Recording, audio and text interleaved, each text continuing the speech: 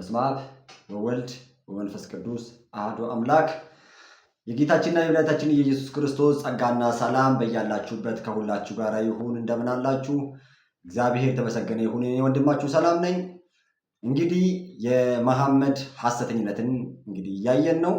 እነሆ ዛሬ በክፍል 6 ተገናኝተናል ማለት ነው። ከክፍል 1 እስከ 5 ያለውን በዚህ በምታዩት ሊንክ ማለት ነው ገብታችሁ ማየት ትችላላችሁ። እነሆ ያያችሁ ደግሞ ክፍል 6ን ዛሬ አብረን እንቀጥላለን ማለት ነው። ወደ ዛሬው ትምህርታችን ከመግባታችን በፊት ይሄ ቻናል ማለት ነው ሰብስክራይብ አድርጉት። አሁን እያያችሁት እስቲ ሰብስክራይብ አድርጉት። ሌላ ጊዜ ደግሞ እንዲደርሳችሁ ደውል ምልክቱን ተጫኑ። ቪዲዮ ከተመቻችሁ ላይክ አድርጉት። ለሌላ ሰው ይጠቅማል ካላችሁ ደግሞ ሼር አድርጉ። ሐሳብና አስተያየቶቻችሁን ኮሜንት ላይ መሃል ላይ ጥያቄ ያስቀምጥላችኋለሁ። ያን ጥያቄ ለመለሰ ለ10 ሰዎች ማለት ነው የ100 ብር ካርድ የምንሞላ ይሆናል። ጥያቄው መሃል ላይ ነግራችኋለሁ። ኮሜንት ላይ ታስቀምጣላችሁ መልሳችሁ ማለት ነው። የዛሬው ቶፒካችን እንግባና እንደዚህ ይላል። እሺ የዛሬው ቶፒካችን ምንድነው? በቂያማ ቀን ወይም በዕለተ ትንሣኤ ይህ የምታዩት ቁርአን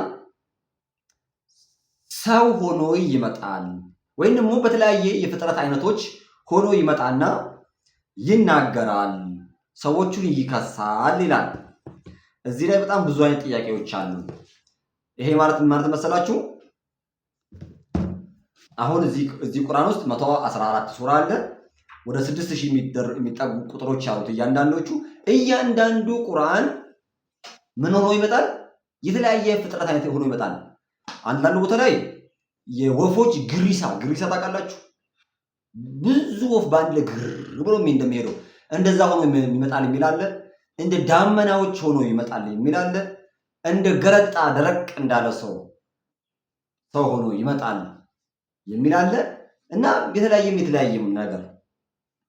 አሁን እንግዲህ ቁርአኑ ላይ ምንም ባይኖርም ልበሉ፣ ቁርአኑ ላይ ምንም ባይኖርም ሙስሊሞች ቁርአን የአላህ ቃል ነው ይላሉ። ቁርአን ግን የመሐመድ ቃል ነው ይላሉ። ቁርአን የአላህ ቃል ነው አሉ። ቁርአን አልተፈጠረም ይላሉ። ልብ በሉ፣ ቁርአን የአላህ ቃል ነው በሙስሊሞች መጽሐፉ ላይ ባይኖርም። ሁለተኛ ቁርአን ያልተፈጠረ ነው። ቁርአን የአላህ ባህሪ ነው ወይም የአላህ አካል ነው ብሎ ያምናሉ። ይሄ ቁርአን ሰው ይሆናል ብሎ ያምናሉ። ወይም ወፍ ይሆናል ብሎ ያምናሉ። ወይም ዳመና ይሆናል ብሎ ያምናሉ። በሉ ቁርአን ያላህ ቃል ነው፣ ያልተፈጠረ ነው፣ የአላህ ባህሪ ነው ወይም የአላህ አካል ነው። ከዛስ ይሄ ቁርአን ሰው ይሆናል ወይም ወፍ ይሆናል ብሎ ያምናሉ። ታዲያ እንደዚህ ብላችሁ የምታምኑ ከሆነ ሙስሊሞች፣ አሁን ለዚህ ማስረጃ ቀርብላችኋለሁ። እሺ እንደዚህ ብላችሁ የምታምኑ ከሆነ በዮሐንስ ወንጌል ምዕራፍ 1 ቁጥር 14 ላይ ቃልም ሥጋ ሆነ ብሎ ሲናገር መጀመሪያ ቃል ነበረ፣ ቃልም በእግዚአብሔር ዘንድ ነበረ፣ ቃልም እግዚአብሔር ነበረ፣ ይህም በመጀመሪያ በእግዚአብሔር ዘንድ ነበረ፣ ሁሉ በእርሱ ሆነ፣ ከሆነው አንዳች እንኳን ያለ እርሱ የሆነ የለም ካለ በኋላ ቁጥር 14 ላይ ቃልም ሥጋ ሆነ ጸጋና እውነትም ተሞልቶ በእኛ አደረ፣ አንድ ልጁም ከአባቱ ዘንድ የሆነውን ክብሩን አየን ብሎ ሲያስቀምጥ እንዴት የፈጣሪ ቃል ሰው ይሆናል? የፈጣሪ ቃል ሰው የመሆን አይገባውም፣ ለሱ መዋረድ ነው እያሉ ይጮዋሉ።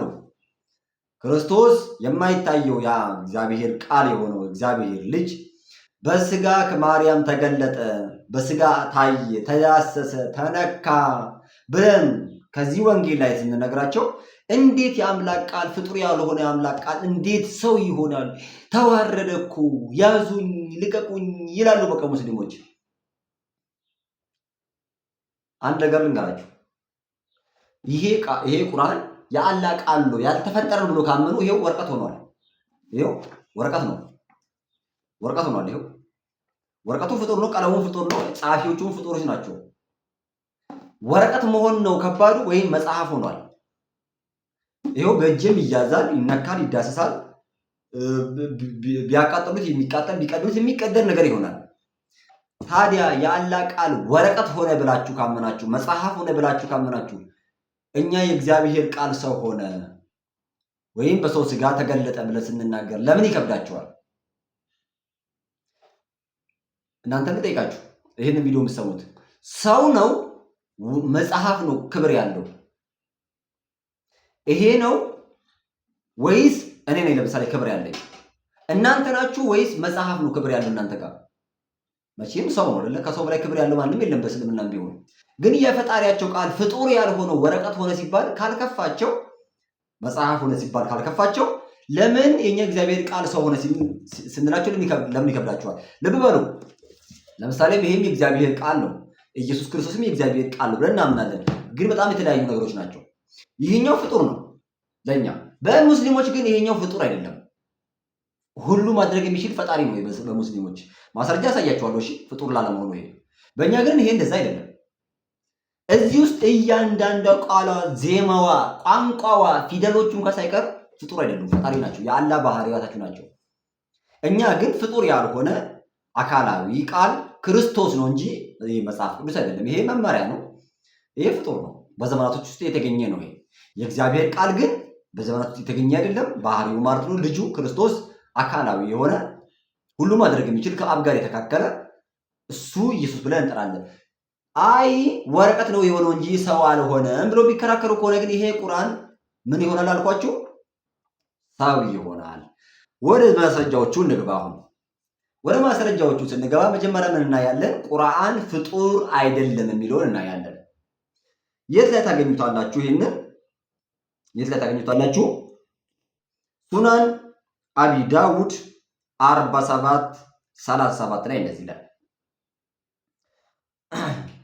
ልብ በሉት። ኢብኑ አባስ እንደተረኩት ነብዩ የአላህ ሰላምና እዝነት በሳላቸው ላይ ይሁንና ለሐሰንና ለሁሴን እንዲህ በማለት በአላህ ይጠብቃቸው ነበር። ከማናቸውም ሰይጣን፣ ከማናቸውም መርዛማ ነገር እና ከተንኮለኛ የክፉ አይን ወይም ምቀኝነት በሙሉ በኃያላን የአላህ ቃላት ለሁላችሁም ጥበቃን እማጸናለሁ። በመቀጠልም አባታችሁ ኢብራሂም ለኢስማኤልና ለይስሐቅ በእነዚህ ቃላት ጥበቃን ይማጸንላቸው ነበር ይሉ ነበር። አቡ ዳውድ እንዲህ አሉ፣ ይህ ቁርአን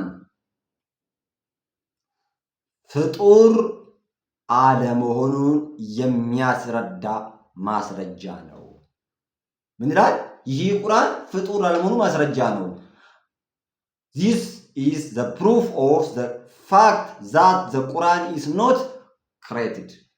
ቁርአን ምንድነው? ያልተፈጠረ ነው ብሎ ያስቀምጣሉ። መልካም ቁርአን ያልተፈጠረ ከሆነ አሁን ግን ወረቀት ሆኗል አይደለ? የአላህ ቃል ወረቀት ሆኗል። ቀጥለም እናያለን። ይሄ ቁርአን ሰው እንደሚሆን እናያለን። በሉ ዮሐንስ ወንጌል ምዕራፍ 14 ላይ ቃልም ሥጋ ሆነ ሲቃወሙ ይህ ቁርአን ግን ሰው ይሆናል የሚለውን አልተቃወሙም። አይ ይሄ እኮ ቁርአን ሰው የሚሆነው በቂያማ ቀን ነው እንጂ አሁን አይደለም ይላሉ። ምን ችግር አለው? ምን ለውጥ አለው? ወደፊትም ሆነ አሁንም ሆነ ያው መሆኑ ነው አለ ዋናው ነገሩ። ወይስ ያኔ ሌላ ነገር የሚቀየር ነገር ይኖራል በቂያማ ቀን?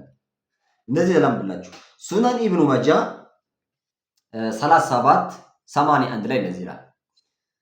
ከኢብኑ ቡረይዳ እንደተወራው ወይ እንደተተረከው አባቱ እንደገለጹት የአላህ መልእክተኛ እንዲህ ብለዋል። ቁርአን በትንሣኤ ቀን መልኩ እንደገረጣ ሰው ሆኖ ይመጣል፣ እንዲህም ይላል።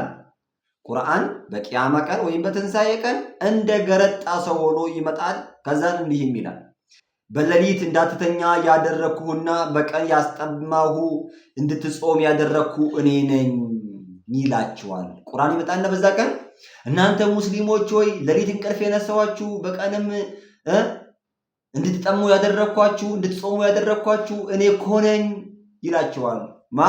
ቁርአን እንዴት ሆኖ የገረጣ ሰው ሆኖ ይመጣል።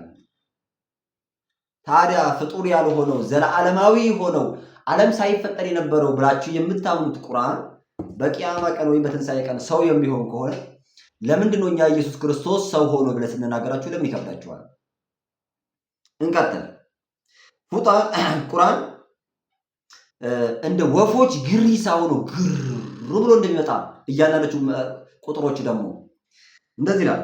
ሰሂህ ሙስሊም ከቡኻሪ ቀጥሎ ያለ ሐዲስ ነው። ሰሂህ ሙስሊም 804 ኤ ላይ እንደዚህ ይላል።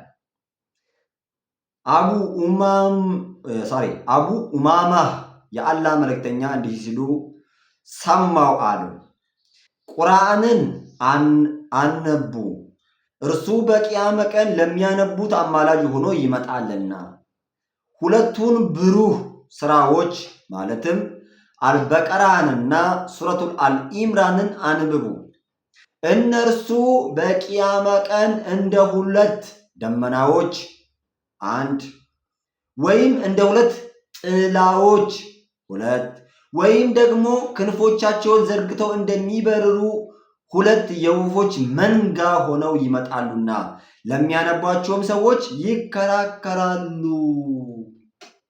ቁርአን እንዴት ሆኖ ይመጣል? በቂያማ ቀን እንደ ደመና ወይም እንደ ጥላና ወይም እንደ ወፎች ግሪሳ ወይም እንደ ወፎች መንጋ ሆኖ ይመጣል።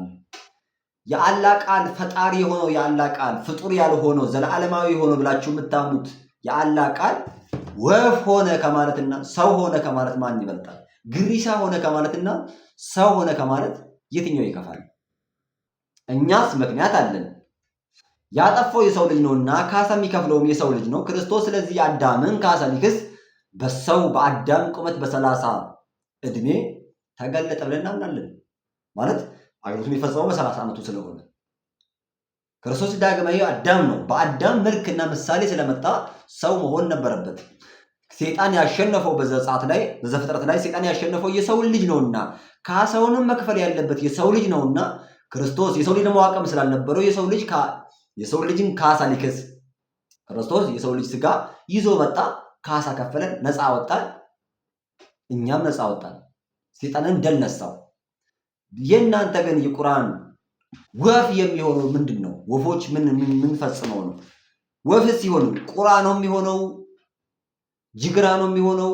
ዶሮ የወፍ ዝርያ ስለሆነች ዶሮ ነው የሚሆነው? የአላህ ቃል ፈጣሪያችሁ ምንድን ነው የሚሆነው? ወይስ ጥንባንሳ ነው የሚሆነው? ፒኮክ ነው የሚሆነው? የትኛው ወፍ አይነት ዝርያ ነው የሚሆነው? የትኛው የግሪሳ ወፍ ነው የሚሆነው? ወይስ ጭልፊት ነው የሚሆነው? ወይስ ምንድን ነው? ይህንን ሙስሊሞች ይመልሱልናል ማለት ነው። እንግዲህ ወደ ጥያቄው ልግባላችሁ። መጀመሪያ ላይ መግቢያ ላይ ጥያቄ አለ፣ የሚያሸልም ጥያቄ ለመለሱ ለ10 ሰዎች የ100 ብር ካርድ እንሞላን ብለን ነበረ። እንግዲህ በስነ ስርዓት ተመለሳላችሁ ብዬ ተስፋ አደርጋለሁ። ጥያቄው ነው እንደዚህ ይላል።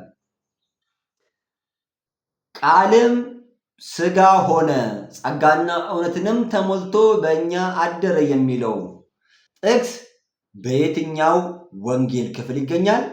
በየትኛው ምዕራፍና ቁጥር ላይ ይገኛል? በትክክል ወንጌሉን ስሙን፣ ምዕራፉንና ቁጥሩን ኮሜንት ላይ አስቀምጡልኝ። ምን ቃልም ስጋ ሆነ ጸጋና እውነትም ተሞልቶ በእኛ አደረ የሚለውን የመጽሐፍ ቅዱስ ጥቅስ በኮሜንት ላይ ተመልሶ ተስፋ አደርጋለሁ። ሁላችሁም ተሳተፉበት። ለአሸናፊዎቹ 100 ብር ካርድ የምንሞላ ይሆናል። በተረፈ እንግዲህ ሙስሊሞች ክርስቶስን የሚቃወሙበትን የዘመናት ቅዠታቸውን ዛሬ በዚህ እንደዚህ እናፈርሳለን ማለት ነው። እንዴት ፍጡር ያልሆነው የፈጣሪያችሁ ቃል እንዴት ሰው ይሆናል ብሎ የሚጠይቋችሁ ከሆነ እናንተ ፍጡር ያልሆነው የፈጣሪያችሁ ቃል ወረቀት ሆኖ የለ እንዴ? ለምን ይከብዳችኋል? ይሄ ወረቀት እኮ ለምሳሌ ኡስማን በእሳት አቃጥሎታል። ለምንድን ነው የአላህ ቃል እንዴት ይቃጠላል? ሌሎቹን ደግሞ ሰዎች ቀዶ ሽንት ቤት ከተውታል። እንዴት የፈጣሪ ቃል ሽንት ቤት ይገባል? ይሄም ቢቃጠል ይቃጠላል። እንደዚሁ ደግሞ የፈጣሪያችሁ ቃል እንዴት ወፍ ይሆናል? እንዴት የወፍ ግሪሳ ይሆናል? እንዴት የገረጣ ሰው ይሆናል? እንዴትስ ዳመና ይሆናል ብላችሁ ታምናላችሁ?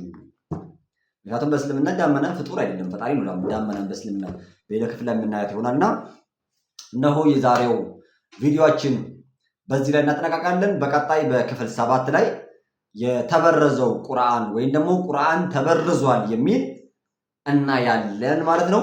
እነ ኡስማን በእሳት እንዴት እንዳጋዩት የመጀመሪያውን ኦሪጂናሉን ቁርአን እናያለን። በዛ ቪዲዮ እስከምንገናኝ ድረስ ቸር ቆዩልን።